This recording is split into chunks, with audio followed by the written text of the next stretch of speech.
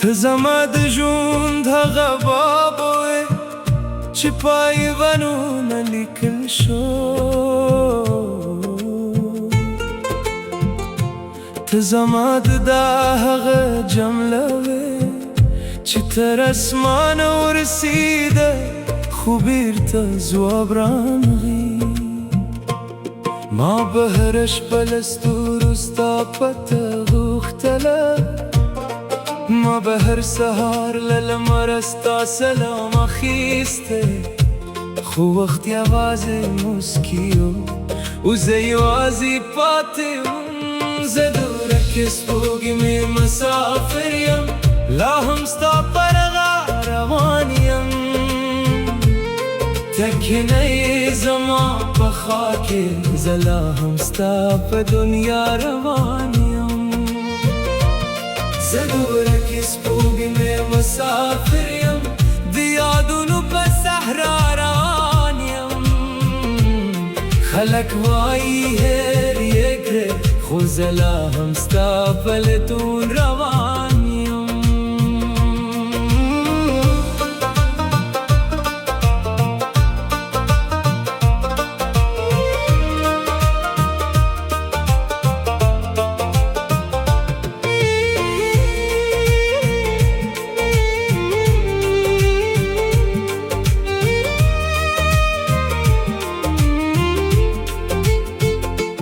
یوه شپه مې ستا نوم د سیند پر غاړه ولیکه، اوبه راغلې و حرفونه یې له ځانه یوړل، خو زما د زړه په دیوالونو ستا نوم لا هم لیکل شوي دي.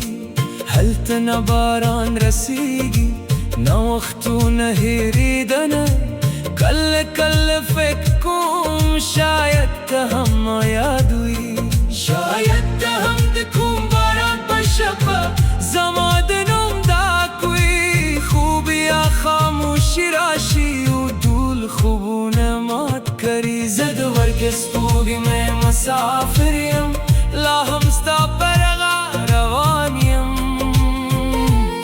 تر که نه یې زما په خوا کې، زه لا هم ستا په دنیا روان یم. زه د ورکې سپوږمۍ مسافر یم، د یادونو په صحرا روان یم. خلک وایي هېر یې کړه، خو زه لا هم ستا په لټون روان یم. که یو شپه د سپوږمۍ ته وکتل، اوبه به د زړه دروند شو نو پوه شه. یو مسافر لا هم شته چې ستا د یاد پر رڼا خپل تیار ژوند روښانه کوي، که باران در باندې ورید او یو اوښکې دې له سترګو ولویده نو پوه شه. زما دا به در رسیدلی وي. زه د ورکې سپوږمۍ مسافر یم، لا هم ستا پر غار روان یم. ته که نه یې زما په خوا کې، زه لا هم ستا په دنیا روان یم. زه د ورکې سپوږمۍ مسافر یم، د یادونو په صحرا روان یم. خلک وایي هېر یې کړه، خو زه لا هم ستا په لټون روان یم.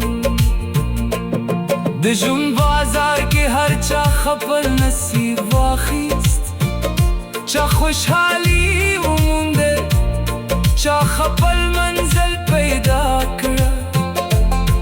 خو زه لا هم د یادونو په حس کې درځم، زه لا هم ستا د یو نظر په انتظار یم.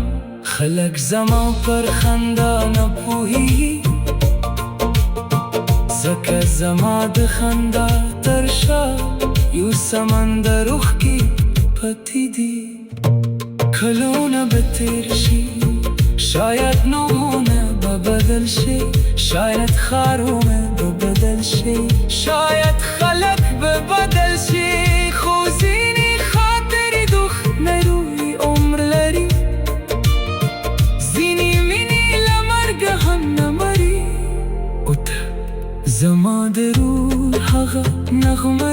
تر روستای سابمه پزرکی غیگی زدورکی سپوگمه مسافریم لا هم ستا برغا روانیم